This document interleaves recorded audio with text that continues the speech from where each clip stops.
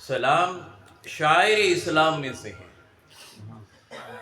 ہر دین کی، ہر مذہب کی کوئی پہچان ہوتی ہے. اسلام کے حوالے سے ایک بندہ مومن کی معرفت، ایک بندہ مومن کی پہچان اور مسلمان کی پہچان، جب بھی وہ کہیں جائے گا اپنے ایمان والے بھائی سے ملے گا، مسلمان سے ملے گا، تو وہ سلام کہے گا. اور سلام کہنا یہ سنت ہے اور جواب دینا واجب ہے. ذرا ترتیب دیکھیے، سلام کہنا سنت ہے اور جواب دینا واجب ہے. اور جب بندہ کو یہ کہہ دے السلام علیکم، تو اس کا مطلب یہ ہے کہ اب جس شخص کو آپ نے السلام علیکم کہہ دیا ہے اس کی لیگ پولنگ نہیں کر سکتے، اسے گالی نہیں دے سکتے، اسے برا بھلا نہیں کہہ سکتے، اسے بے وفائی نہیں کر سکتے، اس کے مال میں خیانت نہیں کر سکتے. اب وہاں محبتوں کا ایک سلسلہ دراز ہوا چاہتا ہے، کیونکہ اس بندے نے کہا السلام علیکم، تو سلامت رہے نا، تجھ پر سلامتی ہو، تو امن میں رہے، تو مامون رہے. اب یہ دعا ورحمت اللہ وبرکاتہ، تجھ پر اللہ کی رحمتیں ہوں، اس کی برکتیں اتریں. جس کے لیے آپ اللہ کی رحمتیں مانگ رہے ہیں، اللہ سبحانہ و تعالیٰ کی برکتیں جس کے لیے چاہ رہے ہیں، جس کو سلامتی کی دعائیں دے رہے ہیں، اسے گالی کیسے دے سکتے؟ یہاں تو پھر محبتوں کا اظہار شروع ہوا جاتا ہے.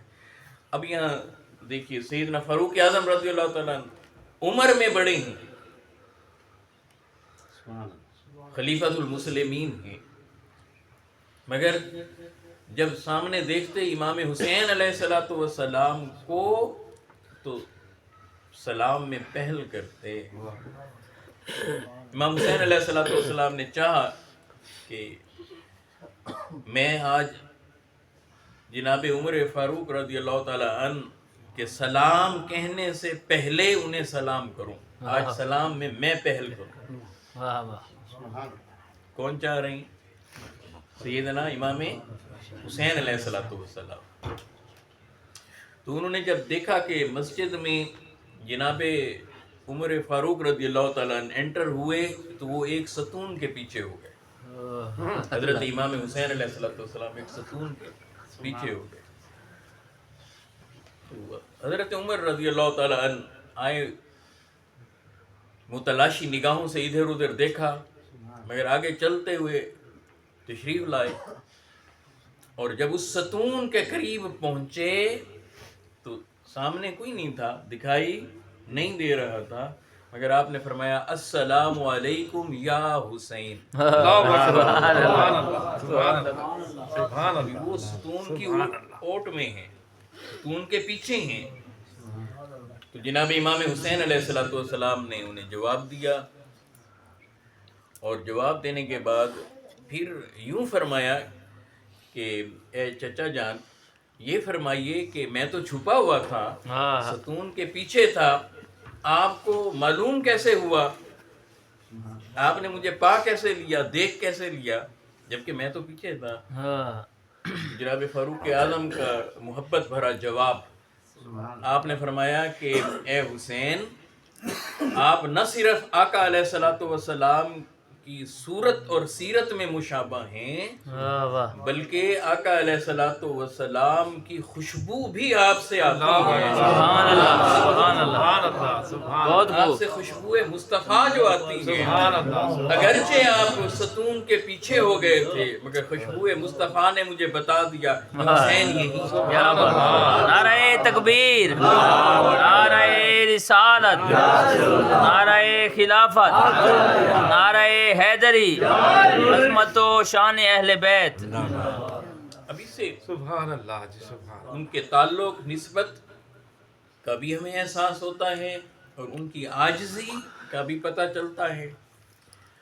بات صرف اتنی سی ہے کہ جب بندہ یہ طے کر لے کہ رب کو منانا ہے، رب کو راضی، جن کا مطمع نظر اللہ سبحانہ و تعالیٰ کی ذات ہو جاتی ہے، جن کا مطمع نظر سید عالم صلی اللہ علیہ وآلہ وسلم کی ذات ہو جاتی ہے تو پھر ان کا بیڑا بھی پار ہو جاتا ہے، اور جب رب پھر ماننے پہ آتا ہے تو ایک عام سی چیز، ایک عام سے بول، چھوٹے سے جملے، چھوٹی سی نیکی سے بھی رب مان جاتے ہیں۔ سیدنا داؤد علیہ السلام نے اللہ سبحانہ وتعالیٰ کی بارگاہ میں دعا مانگی کہ باری تعالیٰ مجھے یہ ترازو تو دکھائیں جس پر اعمال تولے جائیں گے۔ دعائے داؤد علیہ السلام قبول ہوئی، سیدنا داؤد علیہ السلام کو ترازو دکھایا گیا۔ جب سیدنا داؤد علیہ السلام کی نگاہ اس ترازو پر پڑی تو وہ اتنا بڑا تھا کہ آپ اسے دیکھ کر بے ہوش ہو کر گر پڑے۔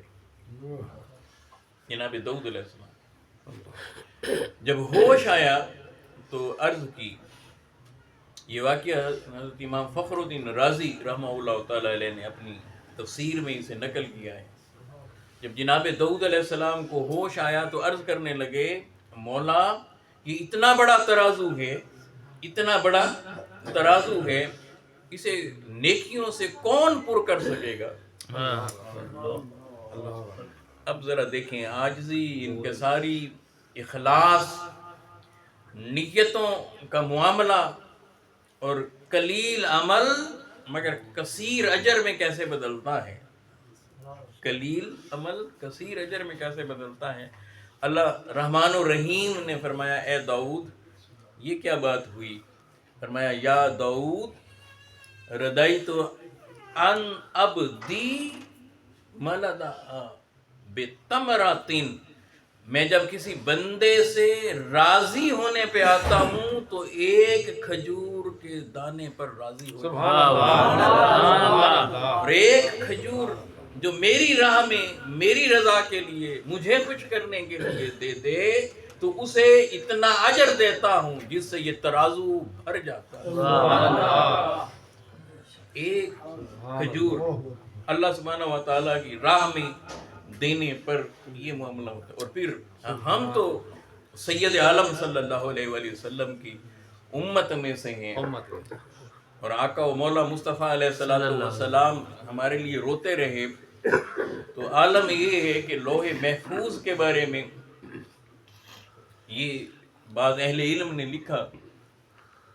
آج کی نشست کا یہ آخری نقطہ جس پر میں اپنی گفتگو ختم کر رہا ہوں کہ جب تکبر نکلتا ہے، رعونت نکلتی ہے، نفرت نکلتی ہے، تو پھر اس کی جگہ پر محبت آتی ہے۔ انسان میں خلا نہیں رہتا، پھر محبت آتی ہے، ادب آتا ہے، احترام آتا ہے، اور پھر جب اس کی نسبت سید عالم صلی اللہ علیہ وآلہ وسلم کی طرف ہو جائے تو اس کے نتیجے میں آقا علیہ السلام کے طفیل اللہ کی رحمت و برکت اترتی۔ ملائکہ نے عرض کی، باری تعالیٰ لوح محفوظ کو تو تکنے دے۔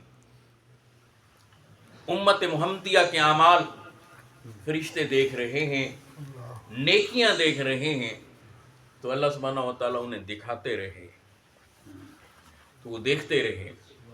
فرشتے امت محمدیہ علی صاحبہا کی نیکیاں دیکھ رہے ہیں۔ جب نیکیاں دیکھ چکے تو عرض کرنے لگے، باری تعالیٰ یہ آخری امت کے گناہ بھی تو ہمیں دکھائیں۔ اللہ نے ان گناہوں پر پردہ ڈال دیا، گناہوں پر پردہ ڈال دیا، اور فرشتوں کو جواب دیا، یہ میرا اور میرے محبوب مصطفیٰ علیہ السلام کا معاملہ ہے، یہ میرے محبوب کی امت ہے، میں جانوں اور میرا محبوب جانے۔ وہاں سے پردہ نہیں اٹھایا۔